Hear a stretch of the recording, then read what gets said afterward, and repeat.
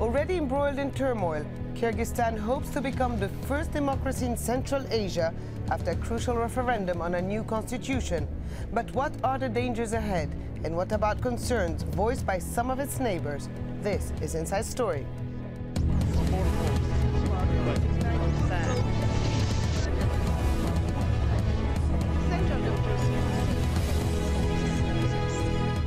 Hello and welcome to the program. I'm Huda Abdelhamid.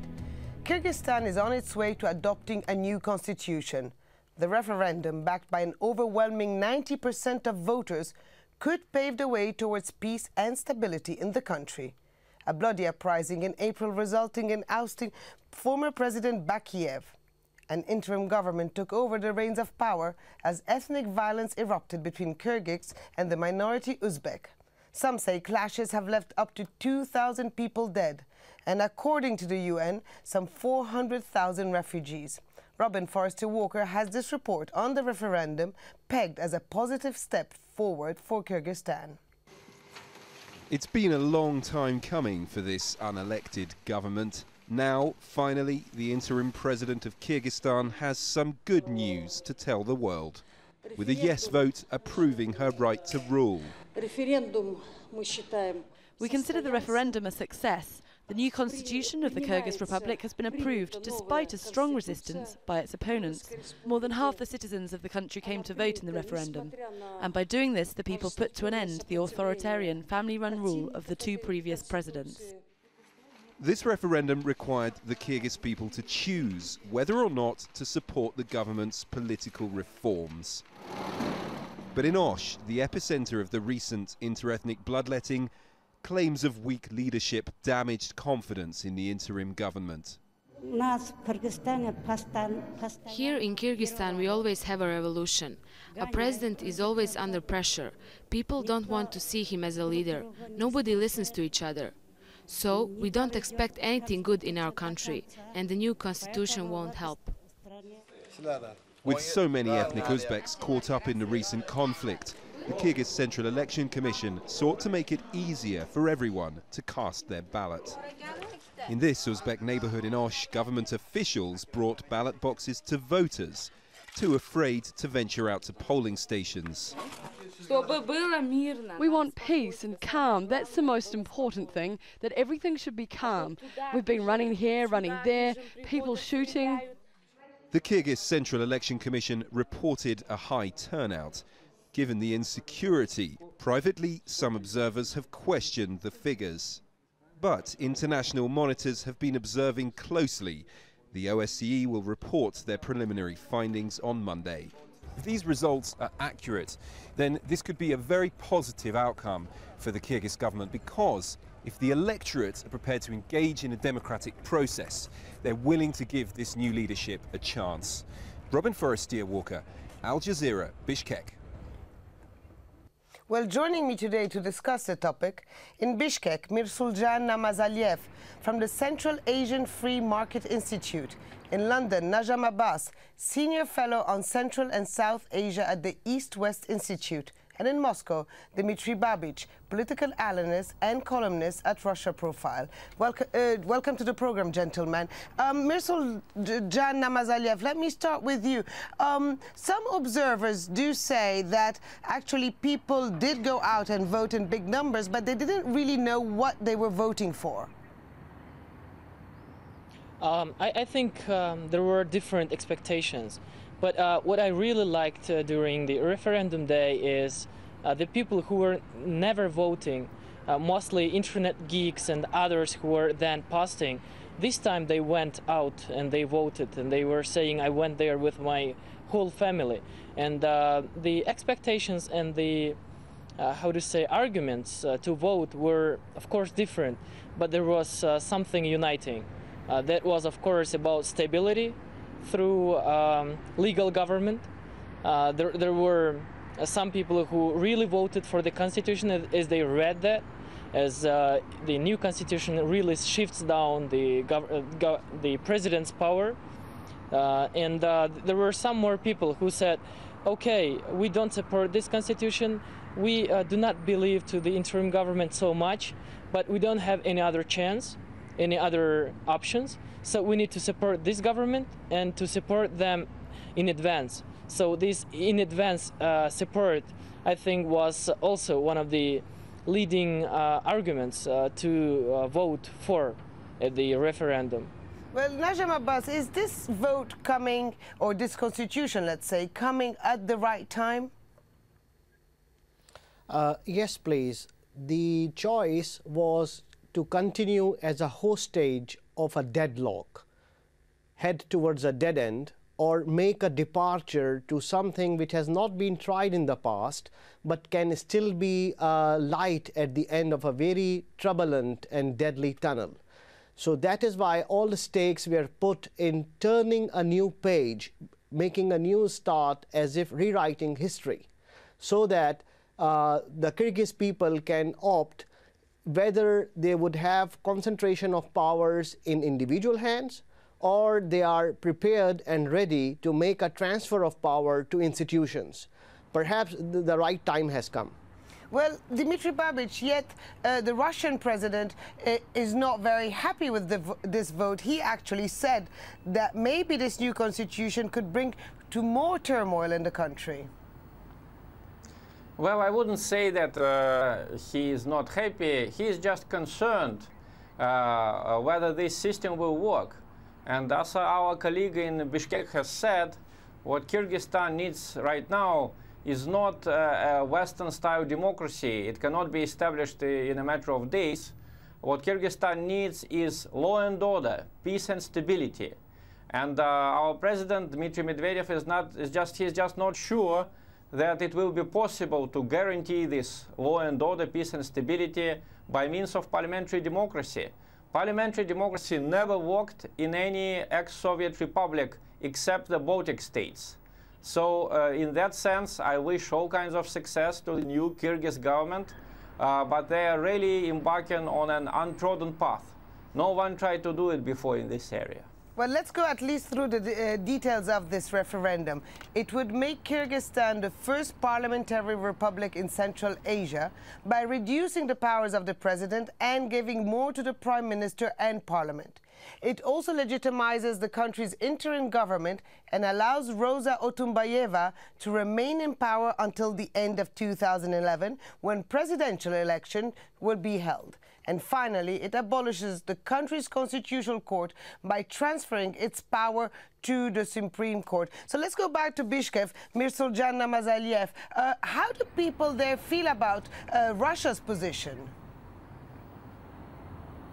There are different opinions, but mostly from young professionals and actual professionals whom I talk every day. They were very angry to the appeal of Mr. Medvedev. They said our country is not going to collapse. The second is parliamentarian democracy, where the power is decentralized and gives more power to local people and as well as to parliament. It will bring more peace because people would have chances to promote their ideas, their interests easily than it was before, when one family was ruling and we had two times the same situation when one president had occupied all the power. And the last thing, people here believe that Medvedev's concern is related to one thing, that actually President Medvedev would consider and prefer any dictator here in Bishkek, because it would be very easy for him to communicate and to dictate his interests in this region. But while parliamentary system makes the work of Mr. Medvedev and its secret services much more, how to say, complicated, because they would think who is going to win, whom to support, and some other issues that is raising out from the parliamentary system of governance. So I also believe that Russian government's concern about parliamentary system was exactly the same, because they always wanted one person to communicate, one person to promote their interests.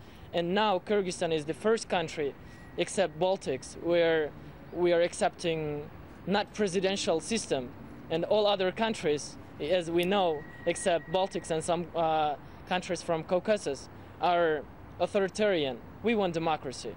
Well, that said, it's not that Russia managed actually to have a complete hold on President Bakiyev. Najam Abbas, do you think that this new government, interim government, that is giving so much hope, at least according to what Mr. Namazaliev is saying, to the Kyrgyz people, is actually going to be strong enough to go ahead to enter this very sensitive period? It's not a very cohesive or coherent government, is it? No, it is not. But how it will unfold is, first they wanted to establish the legitimacy. Then they will address a lack of law and order. Thirdly, they would try to restore power, especially in the provinces, particularly in the south. But the problems, disruptions and killings that we have seen in south of Kyrgyzstan, particularly in Osh and Jalalabad city, bordering with Uzbekistan, is not the cause of the problems, it is effect of the problem. The causes are underlying for decades because of demography, because of distribution disorders, because of absence of forum for recourse to justice, recourse to right distribution of resources. So all this has been keeping the south of Kyrgyzstan as a melting pot. So the options was either to continue keeping betting on clans, or rather inviting the clans to take their politics within the parliament system. So the odds are very high, there are risks, but there was no other option perhaps. Well, Dmitry Babic, I mean, it is a very difficult position for Russia, as you said, that rather not see a Western-style democracy in that area. But on the other side, what's the option, the disintegration of Kyrgyzstan? Well, the problem is that, unfortunately, troubles in Kyrgyzstan erupt when the state power becomes weak. Last time we saw the troubles in Osh was in 1990. And at the time, there were terrible clashes between the Uzbek minority and the Kyrgyz. And the Soviet troops actually prevented the Uzbeks from helping their brethren coming from Andijan and other big Uzbek cities. Now, unfortunately, as we see, there is no outside power that can come and help Kyrgyzstan to solve its problems. Russia is not ready to do it. United States is not ready to do it. So Kyrgyzstan will have to do it itself. And I think everyone in Russia, including the president, wishes Kyrgyzstan success. Because if they're not successful, we will suffer from that. Because the refugees will go primarily to Russia to find work and to find shelter. So basically, everyone wishes Kyrgyzstan success. And we're just looking for the best way to do it. Our president is not sure Kyrgyzstan is ready for democracy days after thousands of people were killed. You know, it's a huge tragedy. And sincerely, I don't believe that democracy is compatible with pogroms and war. And what we saw just a few days ago were pogroms. Well, Najam Abbas, is it really that Russia says that Kyrgyzstan is not ready for democracy, certainly after the atrocities that happened over the past few weeks? Or is it a matter of Russia being afraid of losing a little bit more of its sphere of influence in the region? Yes, more to the latter, because what happens if we put the diplomatic words that the Russian authorities would prefer a known devil to an unknown angel. What is happening is, when they say it is hard to imagine how democracy would thrive under such disorder and discontent, what they are trying to say politely is why the change, a departure from the status quo was not cleared in prior with the authorities, why it was not why an endorsement was not sought, why the positions were not aligned and calibrated with the authorities in Kremlin. So, for example, all other 4 Soviet Central Asian states prefer concentration of power under an authoritarian rule. which they say that stability is better than democracy. And they are very skeptic of any experimentation in the name of politics. Some commentators say that politics is kind of infection and Central Asia is not ready for it. So it's kind of external diagnosis and prescriptions, but if the people have paid a high price in lives and treasure, perhaps they are prepared to take their gamble. So the best course would be to allow and see how far it can deliver. Well, Russia's concerns are many. President Dmitry Medvedev warned that Kyrgyzstan could collapse under the new political system. He said, and I quote, "I don't really understand how a parliamentary republic would work in Kyrgyzstan. Will this not lead to a chain of endless problems, to reshuffles in parliament, to certain political groups gaining power, to uncontrollable shifts of power from one person to another? And finally, will this not help extremist-minded forces come to power? This concerns me." Mirsuljan Namazaliev, are these concerns things that people talk about in Kyrgyzstan? There are, of course, different talks, and even national channels and all other mass media were also discussing all critical arguments against, for example, shifting from presidential system to parliamentarian system. And these questions were raised. And what people were answering is, at least we don't have one person who is out of control. We will have more sources to try to control the situation. And the second is, actually, this is not the total classical parliamentarian system. We still have a president with some more functions and some more rights than in any other parliamentarian systems. So still, president can resolve the parliament, and president has some more rights. So if we have some political crisis, there are checks and balances. And in fact, I favor with the new relations that is written down in the Constitution. And the second is, as we had told before, we have no other options. And the last point is actually what people say, we would ask some other countries, particularly our neighboring countries, including Russia, to let us live free, because Kyrgyzstan should solve its problems itself, not by order of some other countries.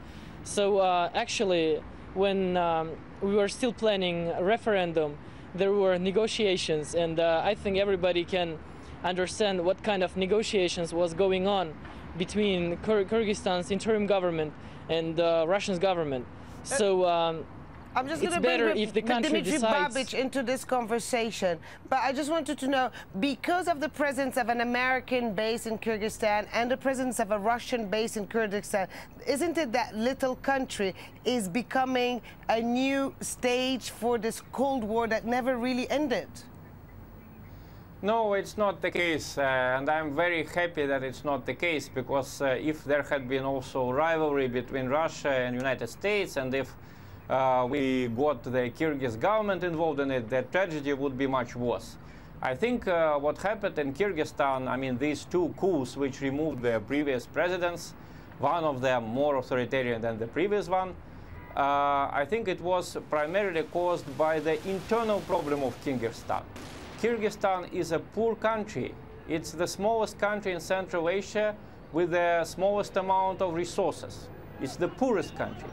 So basically, it would be nice if United States and Russia could agree on the ways to help Kyrgyzstan, not militarily, but economically primarily. And if we have just all of these suspicions, you know, suspecting Russia of pursuing its interest in Kyrgyzstan, suspecting the United States, the end will be very bad, because left to its own devices, Kyrgyzstan, I'm afraid, is not going to get out of its problems. Well, Najam Abbas, President Medvedev was talking about the risk of extremism in Kyrgyzstan, especially if the system opens up politically. But on the other hand, isn't just the mere presence of foreign bases or a vertical kind of power usually the reason why extremists do rise in those countries? Yes, if you look at through the eyes of a human development expert, they will say that the causes and roots of poverty have never been addressed, especially in southern Kyrgyzstan. There has been a disproportionate concentration of wealth in the north, distribution of power, positions, jobs, perks, mostly in the north. So unless some correctional measures are there, there will be non-state players who would be out to exploit the situation. There can be from religious side, there can be from external side, there can be from criminal side, narco mafia, land mafia, and other shadowy forces who put a stake in the disorder so that to extract dividends. So in geostrategic terms, the competition between United States and Russia to have their presence and strategic footprint in Kyrgyzstan can also provide an opportunity. Both are aware that they have constraints, they cannot deploy forces, they cannot act individually. This factor of constraint can make them cooperate to assure and address the root causes, the disproportion of distribution of wealth, addressing poverty, allowing people recourse to justice, and other social problems that will help empower people to have them, to let them have their voice and representation. Parliament, again, is a good solution. And my last question to Mirsuljan Namazaliev, but very short answer. In your view, what is the most critical step ahead for the well-being of Kyrgyzstan?